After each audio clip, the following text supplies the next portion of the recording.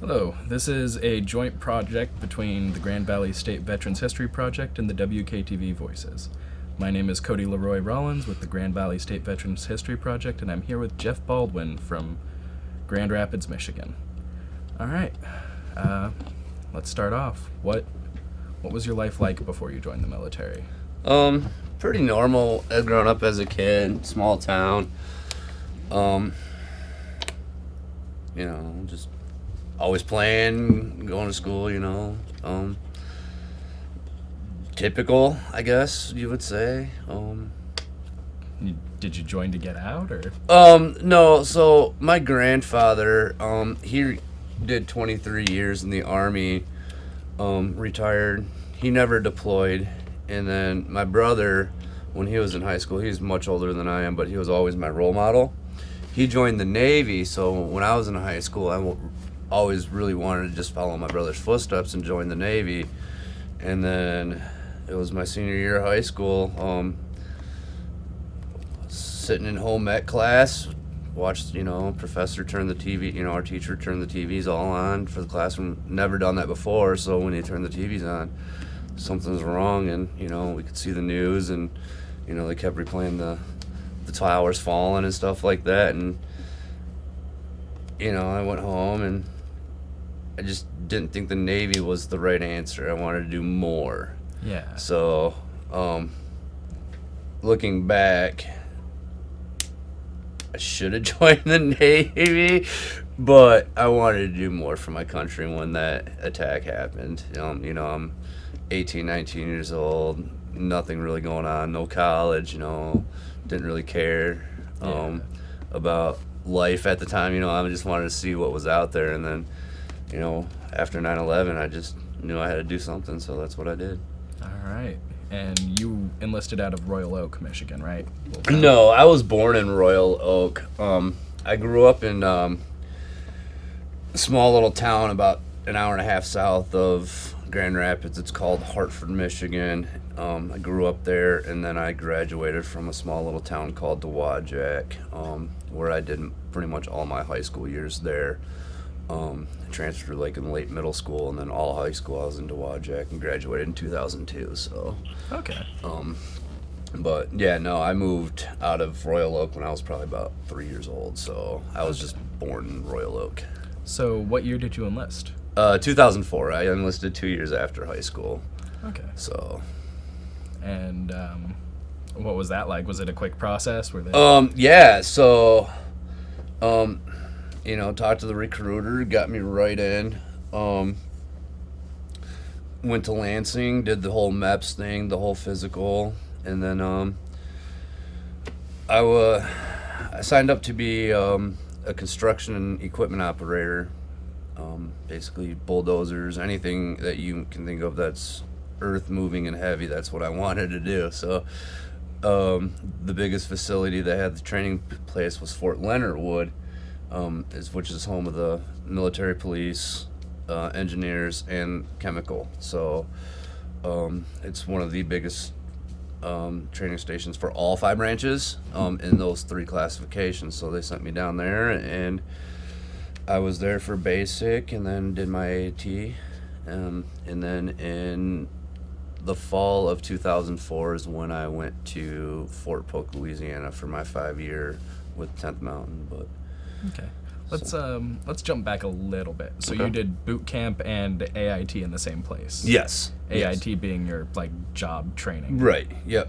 So a lot of there's some units, depending on the MOS, they call it OSIT. It's one station training facility or unit. I did basic, and then I transferred to my AIT unit. So for construction engineers, our basic was only 6 weeks for AIT. So we had 8 weeks of basic, and then we got new drill sergeants, a whole new barracks, new location for another 8 weeks.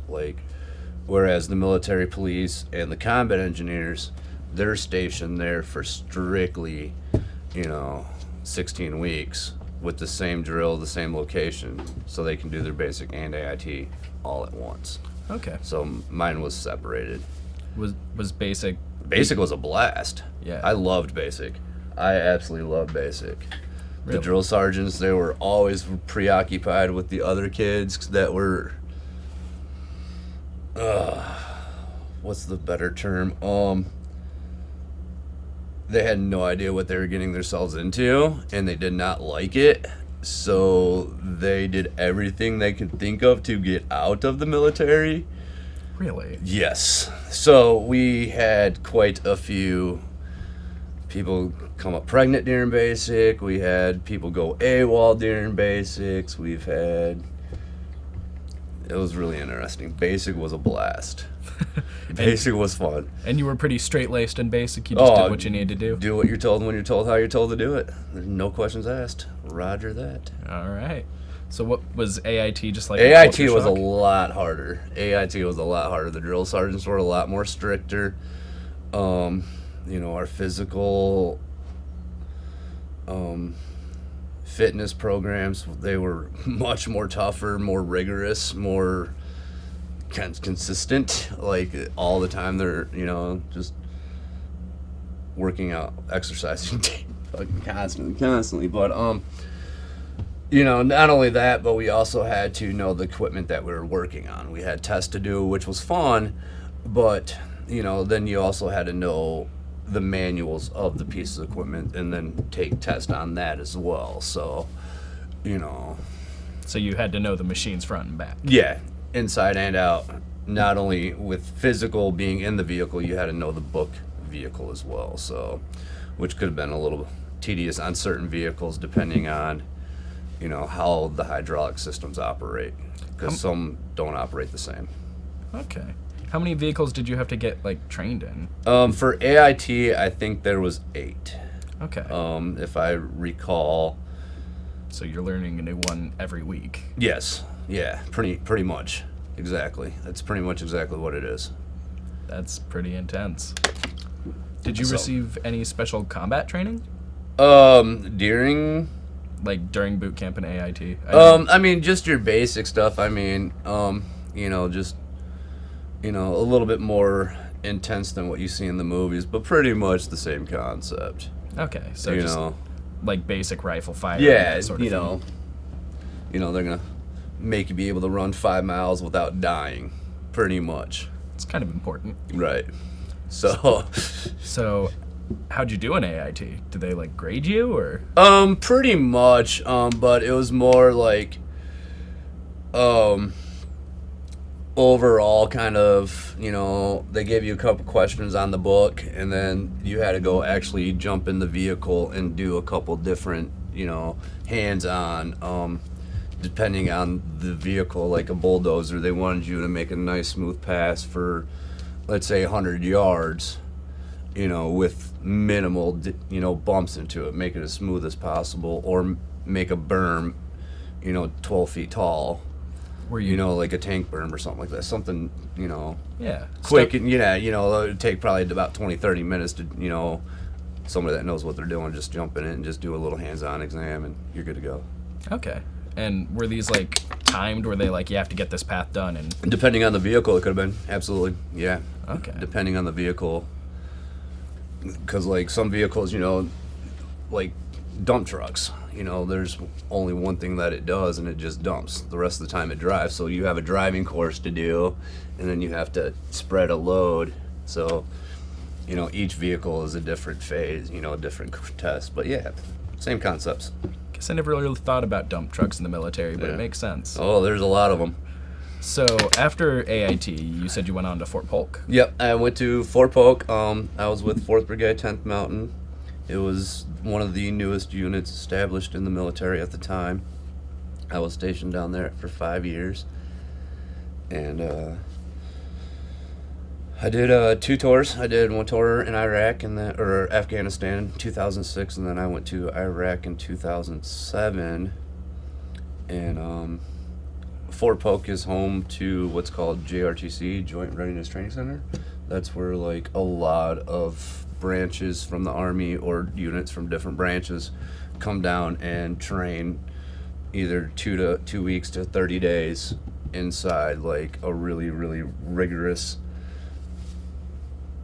jungle-ish desert atmosphere. It's depending on the season of Louisiana. I mean, it could be Yeah. really, really hot, or it could be really, really cold. Either way, you're in the jungle, so, and it's one of the best climates to train for. I mean, that's been there since Vietnam, so Yeah. I mean, it still works today. So before we jump into your deployments, I do have one question for clarification.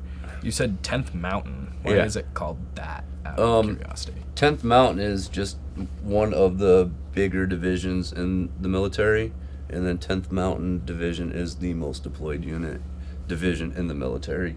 Out of all branches, including the Army, it's the most number one deployed. Why they call it 10th Mountain, I'm not 100% sure. The home of 10th Mountain is based up in Fort Drum, New York, pretty close to the Canadian borders, where there's a lot of rigorous hills and mountains. Maybe it has something, Right.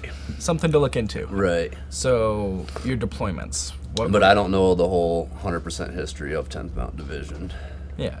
I mean, can't really expect you to. Right.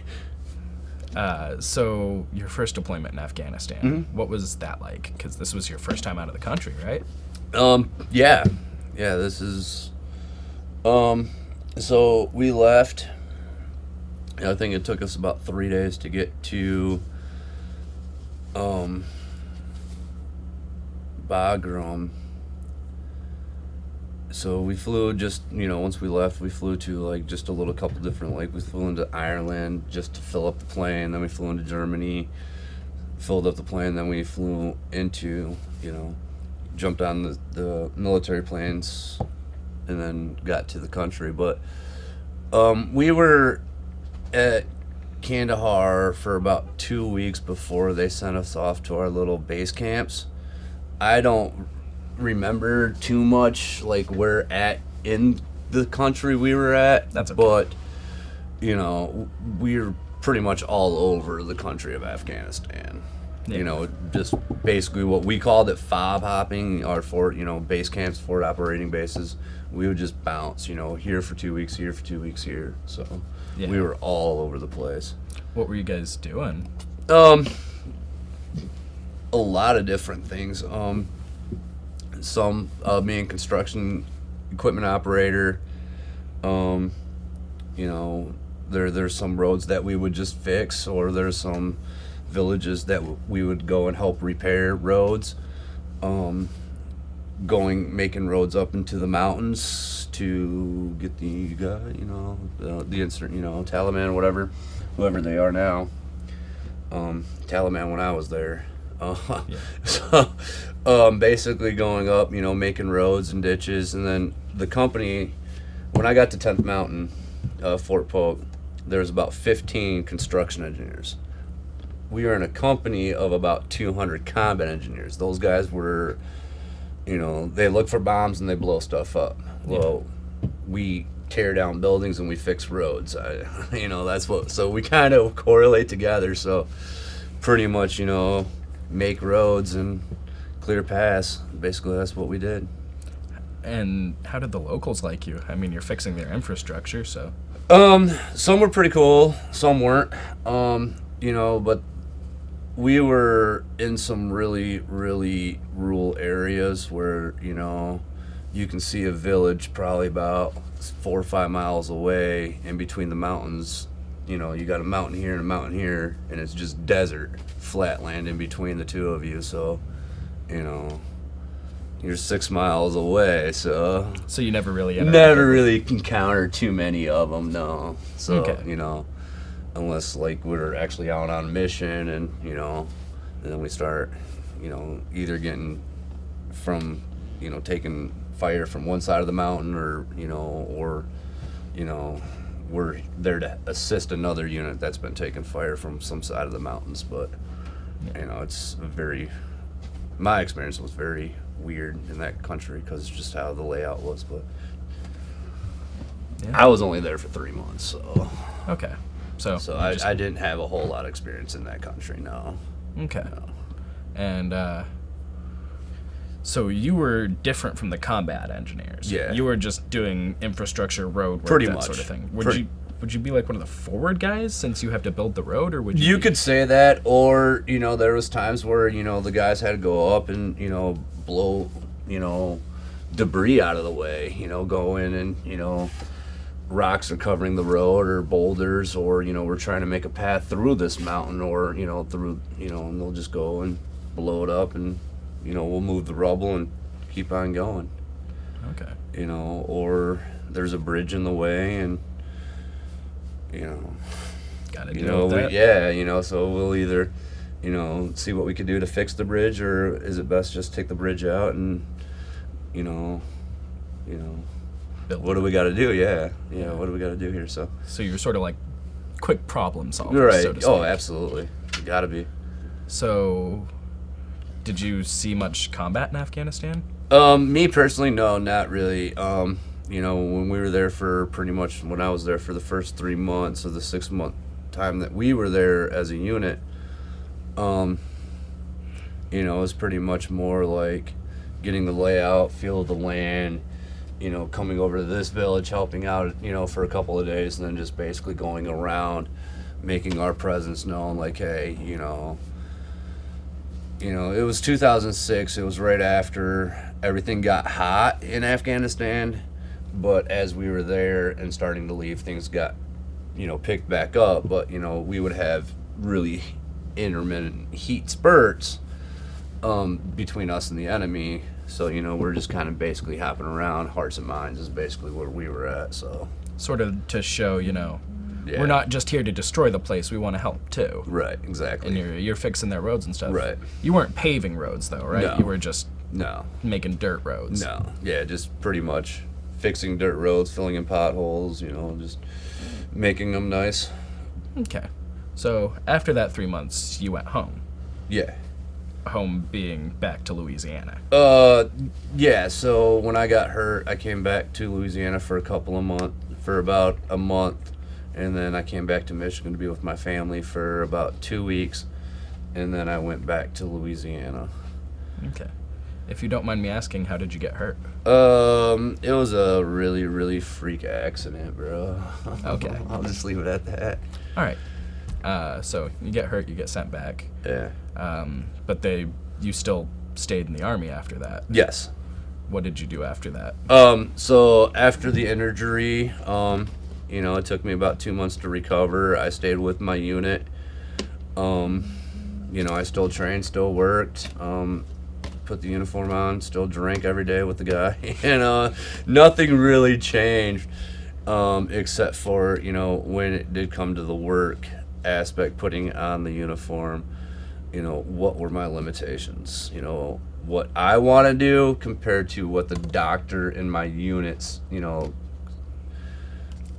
command would allow me to do are on two separate paces. So, like the doctor, he wanted me at home. The unit wanted me at the company on light duty.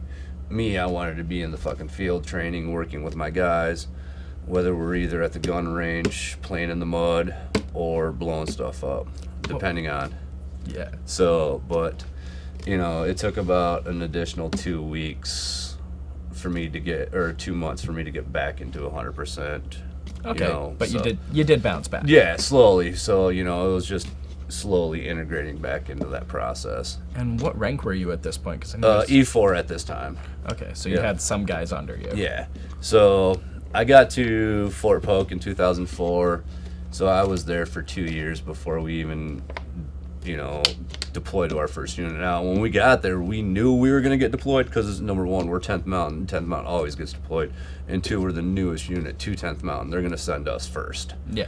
Before, yeah, welcome to the shit, basically, here you go. It's not hazing, but it's hazing. Here you go. I get it. You're right. So, it's pretty much how it went for us, but, hey, job got done. We're back, so. All right. So after that, where'd you go? After Afghanistan, I stayed at Fort Polk. I did, I had a 4-year contract with them, so I did my 2 years. And then, so I still had another 2 years. So in 2007, we deployed to Baghdad, Iraq. Okay. And then we were there for 13 months. I re-enlisted probably within 6 months of being downrange when my window opened. So, I took a signing bonus and a re-enlistment signing bonus and did another 4 years. That's how they get you. Yeah, so, either way, I was either going to be deadlocked, stuck in Iraq for 13 months, or I could have stayed in the Army for another 4 years, got a really, really nice sign bonus, tax-free, and then came home and still would have had a military career for another 2 years. So that's what I did. So what was Iraq like? Iraq was crazy. There was no day that was the same. No 2 days were ever the same. Every day was different. It was very unpredictable. You always had to be on your toes. There's a lot of dumb things that we did when it came to like fob protection and fob security and safety aspects. Things got a little out of control, but Iraq was really, it was definitely fun, but it was intense. Yeah, and FOB means forward operating base. Yeah. So, did you move around that country as much as you did? Once we got in, we established shop right about a couple miles right from the heart of Sadr City. We're right in the downtown Baghdad, like west side of Baghdad. Like, it's hot, it's hard. We're right in the city, and we stayed there for 13 months. I mean, a few of us would go to different FOBs to help, like the infantry or the artillery or these guys and this unit will go there and help like dig trenches for like electrical or water. If they don't have good access to paved roads, we'll do our best to get them better access. Otherwise they're just driving on very fine moon dust, basically. Jeez. Dust particles from the sand. So did you so you're doing kind of similar stuff to what you were doing in Afghanistan, right? Just like helping infrastructure, right? But yeah, instead of being out in the country, now we're doing everything in the city. So instead of like digging a lot of roads or paving roads or fixing roads, we're more cleaning up trash and pushing crap off the roads so that people can drive on the roads, so that we can drive on the roads, because everything's a hazard over there. I mean, they put bombs in everything. Yeah, it's no joke. That had to be a scary job then. We'll put concrete barriers just to route traffic, because I mean they have no structure. Like, they don't give a shit. Like, they drive. You can get 30 cars driving one way, and you'll get 15 cars driving head on to them. Nobody cares. That's scary. They don't care. They do not care. Or you'll get 10 cars driving one way and a guy and a donkey and a pulling a cart of milk would drive right through the. It's like, what are you doing? They don't care. So what were the locals like then? Because I mean, you had to interact with them. Some were cool. Some didn't like us. Some were really, really awesome. The kids were really cool. If we did have the chance to interact, we could, played soccer with a lot of them during certain times.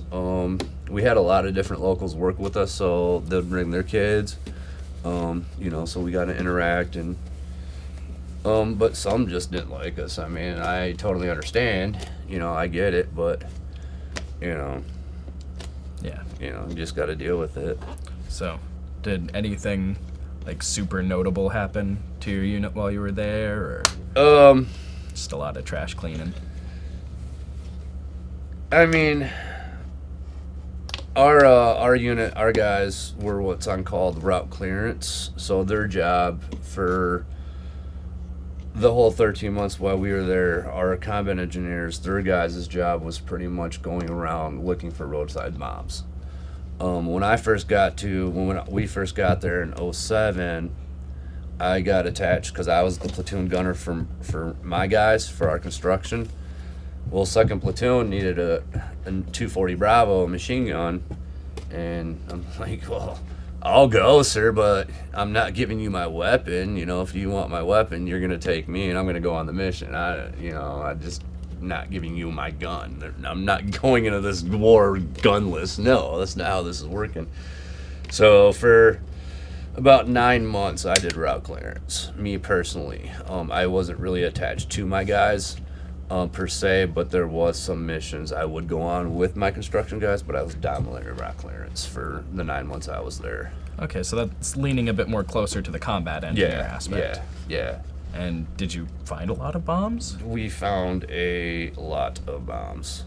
There was one point, I think, when we were there, we found the most in a certain amount of time than other units that were throughout. But then again, you know, we're right in the heart of the city and it's getting hot.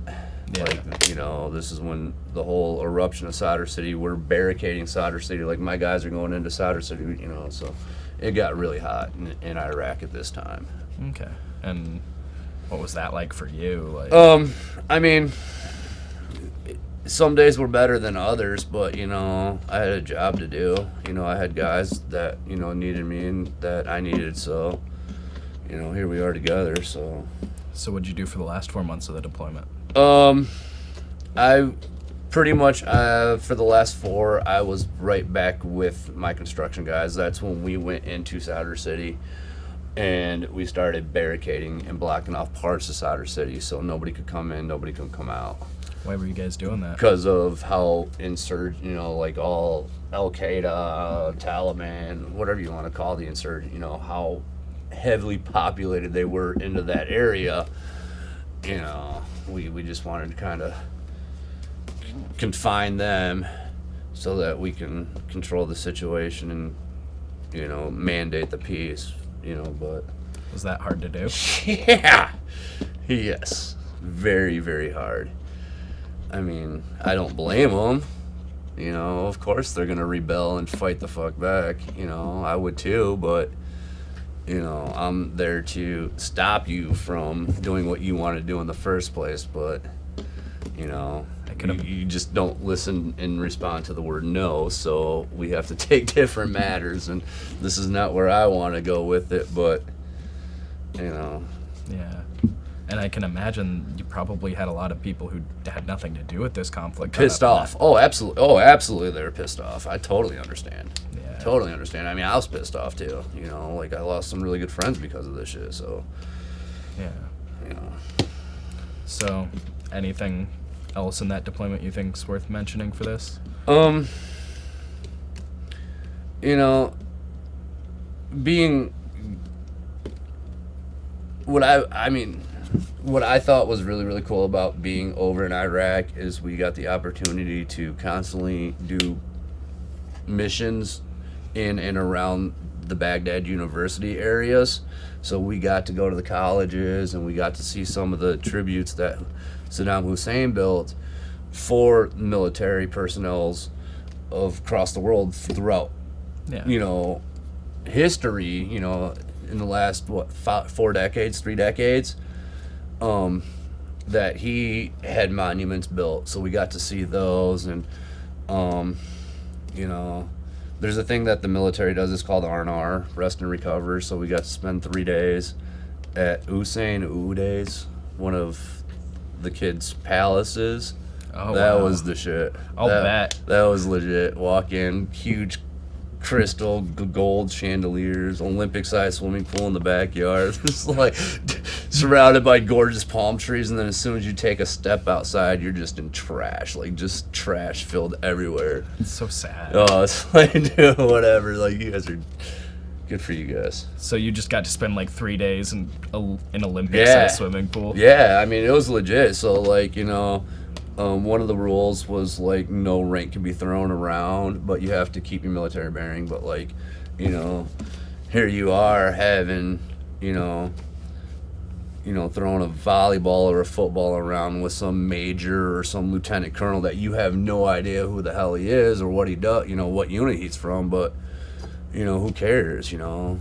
Yeah, it's an experience. or you got some, like, you know, private, you know, brand new kid that just showed up and's never, you know, 18-year-old kid that's never seen combat before. He's been, you know, nothing but for the last 3 months now, you know, he's getting, you know, something hot to eat for the first time in, you know, 3 months. He doesn't know what to do. Yeah, no, it's cool to see that. Yeah, I bet. So, yeah, you know, definitely need that little break, but you know. How often would you get that? For me, we got quite a few breaks. I mean, we had some pretty decent luxuries. I mean, it was 2007, so technology was pretty advanced, especially for the military. So I mean, we had phones on our base camp, you know, just prepaid phones, and then, you know, we had internet access as well. So I mean, It's pretty awesome. comms being back to the States was way legit. You know, getting care packages at least once or twice a week was, you know, pretty normal. You know, it probably took the mail maybe about a month to catch up, and then it was right there every day. So, Hey. you know, it was pretty legit. I give it to them. All right. But definitely seeing the country, seeing the Euphrates River, seeing the Tigris River, you know, and just knowing the history that's been there since the beginning of the world. You know, these are, you know, substructures of, you know, the nation, you know, of our world that's been there. And it's just kind of cool seeing it, but, like, you can definitely see the destruction and devastation that mankind has put on some of these places over the course of, you know, beginning of time. Like, the rivers are just filled with trash. The university, you know, is probably one of the most gorgeous things about Iraq I've ever seen is just the layout of the campus and how clean the campus, and, you know, and then the people that go to school there, they don't care. Like, girls walk around in little short. Oh, it's legit, dude.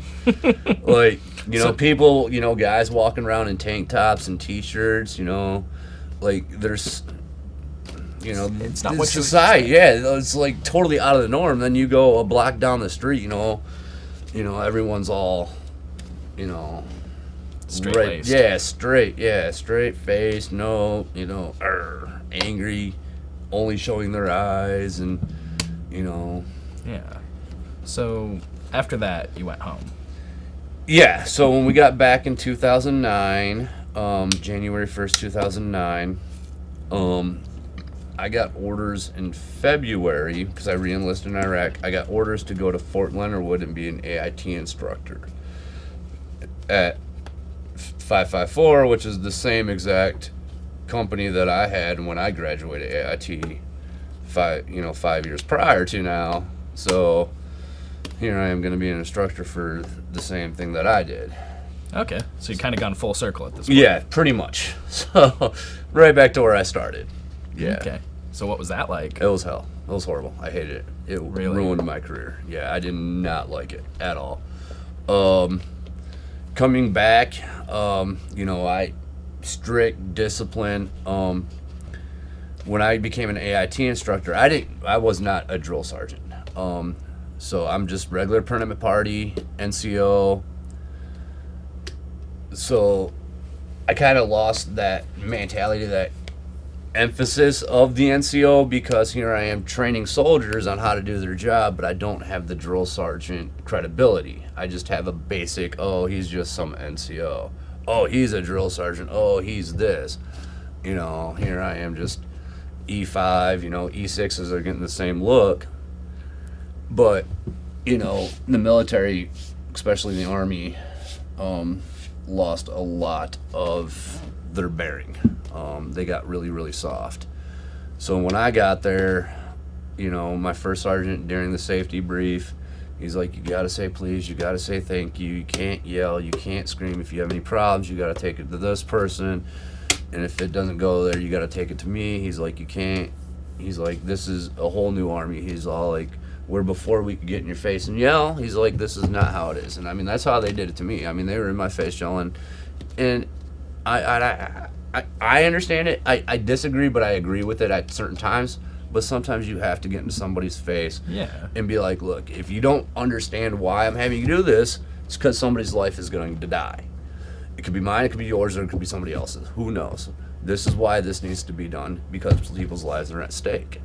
You know, we're not talking about, you know, making fries or something stupid, but, you know, having this whole new mentality, like, you know, where the soldier is now above me, I disagree with that standard. Totally disagree, because I cannot train you if, one, you won't let me train you, and two, you keep denying or not doing everything I say. Like, if I tell you, hey, this needs to get done, or hey, I want you to go do this, or hey, this is how we're going to do this exercise, this is what you're going to do, and you tell me no, and I can't argue you, then why am I here?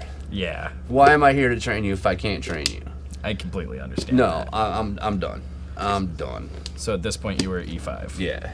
And that's just, after that, you just didn't want to be in the Army anymore? Well, I wanted out. Like, I wanted to get back into force comm. I really wanted to get back in deployments. I wanted to get back, to what I knew the Army was. Like, force comm was starting to change, and I wanted to get back to possibly getting back down range. So I put in a lot of different paperwork to get into different units, but, I just didn't.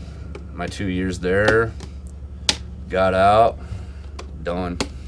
All right. I miss it. I mean, it sucked, but, the Army just wouldn't let me go back to force comm. They wanted me to stay in TRADOC, and it's like, no, I don't want to stay here. You guys, this is not what I wanted to do, so I'm done. So what'd you do after you got out? I got married when we got back from Iraq, so me and my wife, and then we had our daughter when I was at Leonard Wood for the 2 years. We ended up having a child, so the three of us, we moved up north towards Traverse City area, where she's from, and then I started working a couple different jobs, and then I heard about the whole Montgomery GI, post 9/11, voc rehab programs, through connections as I'm trying to go through the VA system. So I applied for college up in Traverse City, got into that for automotive. I did that for 3 years. I was up there. Once me and the ex-wife, we got divorced in 2013. Things got really, really rough for me. And then 2015, I just finished the automotive program. Me and one of my buddies, we opened up an auto shop together up in Traverse City. There's three of us that did that. And I don't know if you want to call it like a midlife crisis type aspect, but that's kind of what I went through. But instead of it being on a positive note, I actually went inpatient therapy for a couple of months down at Battle Creek VA Hospital, which was really amazing. And because it was there, when I was there for about a month and a half, one of the doctors pulled me off the side, told me about voc rehab and what I was doing in my education, and applied to Grand Valley, got into it, and here I am. So the VA actually really helped you. On certain aspects, yeah, absolutely they did. Okay. Once I got into finding the people in the VA that wanted to help, it was easy. But finding the help was really hard, because I've had many people in the VA system that are just ruthless. Like, they should not even be affiliated with. Yeah. They should be working at McDonald's is what they should be doing. Yeah, we've heard a lot of horror stories. Yeah, I bet you'd have. All right, well, that pretty much wraps us up. I do want to ask one last question, because I always ask this to people. Would you do it again? Yes, I would. I really would. I would, if I had it my way, or, if some people, I know a few people who would even agree, I think there's two things that every American citizen needs to do. Either one, they need to do 2 years in the military, or right after high school, they need to go into college. And if they don't go into college right after high school, or within a year or two after high school, then they have to go into the military. So like South Korea. For at least 2 years. Right. Or like Switzerland. One of the most peaceful, beautiful countries in the world. Every citizen joins the military for 2 years. All right. And then they get medical and education benefits. Switzerland's medical is one of the best in the world. We're the worst. So we need to do something. All right, this will actually be the last question, I promise. I want to ask this specifically because you're a father. If your daughter grew up and said she wanted to join the Army, would you say yes? I know that's kind of a tough question. But. The Army, I would dispute the hell out of. One, because for me, the things that I accrued over the time in the Army, I love the Army. I love my friends in the Army. But everything I did in the Army means nothing in society. Doesn't mean I cannot get a job in construction. I can't get a job working equipment.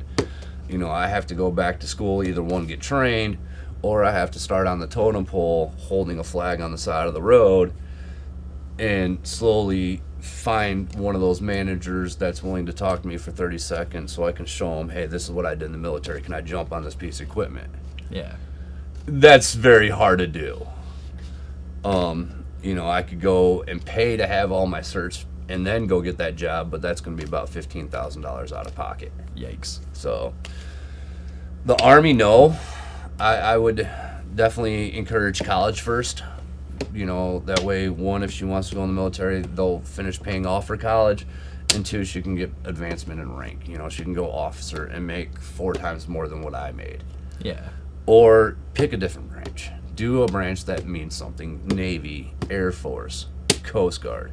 What you do in those branches sticks with you with your life. Yeah. Marines and Army, you're on their terms. All right. So. All right. So that wraps us up. All right, Thank brother. you. Yeah.